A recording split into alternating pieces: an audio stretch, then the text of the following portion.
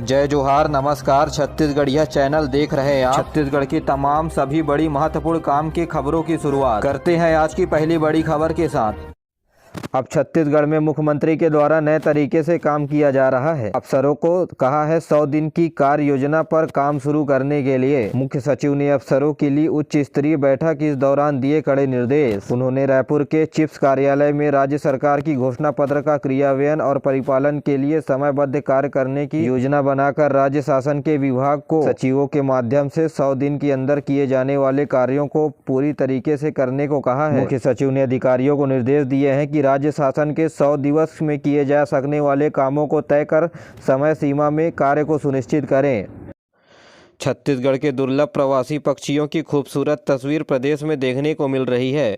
दूसरे देशों से मीलों का सफर तय करके पहुंचे हुए हैं ये रेयर्स बर्ड। दिलीप वर्मा और उनके सहयोगी जागेश्वर वर्मा ने छत्तीसगढ़ में 3 पक्षियों को पहली बार खोजा है और उनका डॉक्यूमेंटेशन भी किया है। इनमें फाल्केटेक डक, नॉर्दर्न लिविंग और स्पॉट क्रैक शामिल हैं।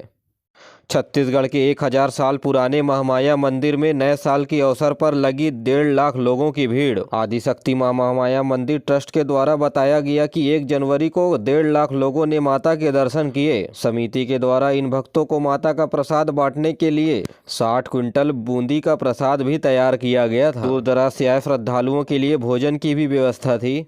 जी आपको बता दें कि बिलासपुर से 25 किलोमीटर दूर रतनपुर का मां महामाया मंदिर का गौरवशाली इतिहास रहा है। 11वीं शताब्दी के 1108 ईस्वी में राजा रत्नदेव के द्वारा यह मंदिर बनवाया गया था। माता की कृपा की वजह से ट्रस्ट की सालाना आय 10 करोड़ रुपए बताई जाती है। तो वहीं तालाबों की गहरीकरण, स्कूल शिक्षा, पानी की व्यवस्थाओं पर 1 करोड़ रुपए हर साल खर्च किए जाते। छत्तीसगढ़ में मेला लगने का सिलसिला शुरू हो गया है। माघी पूर्णिमा के दिन ताता पानी में भव्य मेले का आयोजन किया जाता है। 14 जनवरी को होने वाले इस ताता पानी महोत्सव की तैयारियां प्रशासन की ओर से शुरू की गई है, जिसका जायजा लेने के लिए बलरामपुर रामानुजगंज जिले के कलेक्टर और पुलिस अधीक्षक आसपास के जगहों का निरीक्षण किया। बता दें कि बलरामपुर जिले में हर साल मकर संक्रांति के अवसर पर ताता पानी महोत्सव का आयोजन किया जाता है, जहां विभिन्न प्रकार के ऐतिहासिक धरोहरों के बारे में जानकारी देते हुए स्टॉल लगाए जाते हैं, जिसे देखने के लिए दूर दूर से दर्शक इस महोत्सव में शामिल होते हैं। इस दौरान 3 दिनों तक सांस्कृतिक कार्यक्रम भी प्रशासन की ओर से कराया जाता है। छत्तीसगढ़ में बढ़ते हुए कोविड-19 के मामले के बीच गणतंत्र दिवस के लिए सामान्य प्रशासन विभाग के द्वारा गाइडलाइन जारी कर दी गई है। करीब 2 साल से प्रदेश में कोविड के मामले कम थे, मगर अब फिर मरीज बढ़ना शुरू हो गए हैं। 26 जनवरी को गणतंत्र दिवस कार्यक्रम को ध्यान में रखते हुए छत्तीसगढ़ में कोविड गाइडलाइन लागू की गई है। पूरे कार्यक्रम में यह गाइडलाइन लागू रहेगी। इसे लेकर सोमवार को सामान्य प्रशासन विभाग ने मास्क पहनने का आदेश भी जारी कर दिया है। मतलब है कि सामान्य प्रशासन विभाग ने सभी अलग अलग डिपार्टमेंट, संभाग आयुक्त, छत्तीसगढ़ के सभी जिले के कलेक्टर, जिला पंचायत के मुख्य कार्यपालन अधिकारी को चिट्ठी भेजकर कोविड की महामारी को ध्यान में रखते हुए गणतंत्र दिवस के कार्यक्रम की व्यवस्था करने को कहा है और गाइडलाइन को कड़ाई से पालन करने के भी निर्देश दिए गए हैं। केवल जिला मुख्यालयों में परेड कराने के निर्देश दिए गए हैं।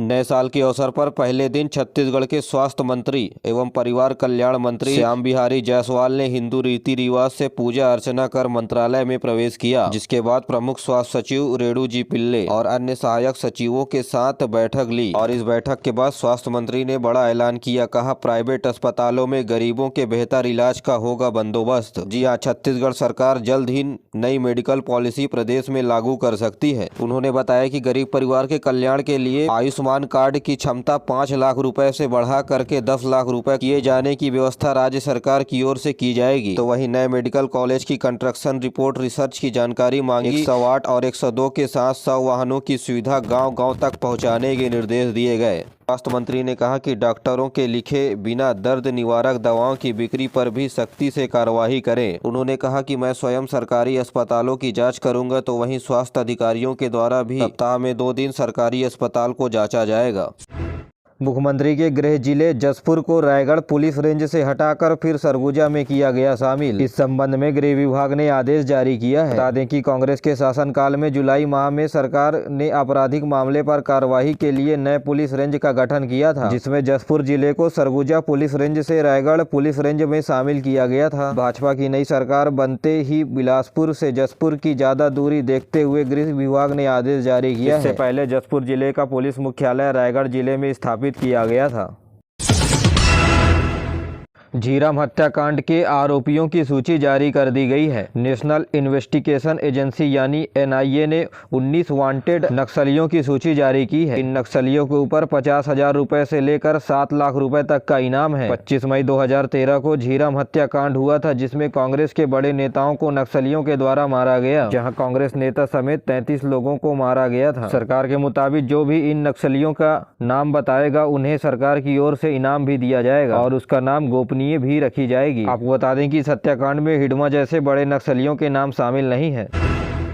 छत्तीसगढ़ में भगवान राम के ननिहाल से निकाला जाएगा भव्य शोभा यात्रा। 22 जनवरी 2024 को अयोध्या में भव्य राम मंदिर बनकर तैयार हो रहा है, जिस दिन भगवान राम की प्राण प्रतिष्ठा की जाएगी। इसके पूर्व संध्या 21 जनवरी को भगवान राम की ननिहाल छत्तीसगढ़ और राजधानी रायपुर में भव्य शोभा यात्रा सर्व हिंदूवादी समाज के द्वारा निकाली जा रही है, जिसके लिए आयोजन समिति की बैठक नलघर चौक पर स्थित बैद्यनाथ मंदिर में संपन्न की गई। आपको बता दें कि छत्तीसगढ़ में भगवान राम के ननिहाल से भंडारा के लिए 300 टन चावल भेजा जाएगा, जिसे सीएम हरी झंडी दिखाकर रवाना करेंगे। छत्तीसगढ़ के दक्षिण पूर्व मध्य रेलवे के रेलवे जोन बिलासपुर में कंपोज यानी कांजीपेट बल्हासा सेक्शन में नॉन इंटरलॉकिंग के कार्य के कारण गांधी धाम विशाखापट्टनम एक्सप्रेस और ओछापुरी एक्सप्रेस ट्रेन को परिवर्तित मार्ग से चलाया जाएगा। यह 7 जनवरी 2024 से गांधी धाम से चलने वाली ट्रेन की संख्या 20,804 गांधी धाम विशाखापट्टनम एक्सप्रेस ट्रेन अपनी निर्धारित मार्ग सूरत बलसा विजयवाड़ा विशाखापट्टनम के स्थान पर परिवर्तित मार्ग से चलाया जाएगा, जो परिवर्तित मार्ग नागपुर, रायपुर, टिटलागढ़, रायगढ़, विजयनगर के रास्ते चलेगी।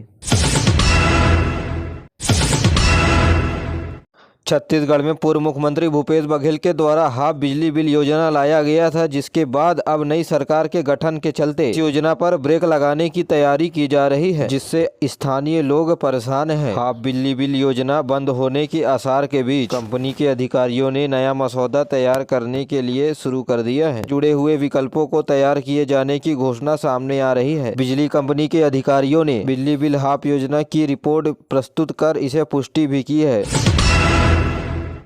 छत्तीसगढ़ के नगरीय निकायों में 1200 से अधिक लोगों को नौकरी से निकाला गया। प्रदेश के सभी नगरीय निकायों में 1200 से अधिक एल्डरमैन जो पार्षदों के द्वारा मनोनीत की गई है, उन्हें तत्काल सेवा से समाप्त कर दी गई। इस संबंध में नगरीय प्रशासन एवं विकास विभाग मंत्रालय ने आदेश जारी किया है। बता दें कि कांग्रेस के शासनकाल में नगर पालिका निगम, नगर पालिका और नगर पंचायतों में कांग्रेस पार्टी के नेताओं को एल्डरमैन नियुक्त किया गया था। यह नियुक्ति करीब 2 साल पहले हुई थी, जिन्हें बीजेपी की सरकार आते ही तत्काल प्रभाव से समाप्त कर दिया गया। छत्तीसगढ़ पुलिस में कांस्टेबल के 5,967 पदों पर निकलेगी वैकेंसी। 1 जनवरी 2024 से शुरू होगी आवेदन प्रक्रिया। यह 12वीं पास युवाओं के लिए अच्छी खबर है, जो 1 जनवरी 2024 से ऑनलाइन आवेदन की प्रक्रिया पुलिस भर्ती के लिए शुरू हो जाएगी, जिसके बाद अभ्यर्थी 15 फरवरी 2024 तक ऑनलाइन आवेदन कर सकते हैं। आवेदन की प्रक्रिया cgpolice.gov.in की वेबसाइट पर जाकर कर सकते हैं। आपको बता दें कि पुलिस मुख्यालय में भर्ती को लेकर 4 अक्टूबर 2023 को नोटिफिकेशन जारी हुआ था। राज्य में आचार संहिता लगने की वजह से इसे स्थगित कर दिया गया। शारीरिक परीक्षा में लंबी कूद, ऊंची कूद, गोला फेंक, 100 मीटर दौड़ और 800 मीटर दौड़ शामिल है। लिखित परीक्षा 100 अंकों की होगी। लिस्ट फाइनलाइज करने के बाद 19,500 रुपये प्रति माह के साथ सैलरी में वेतन भत्तों के साथ नौकरी पर रखा जाएगा।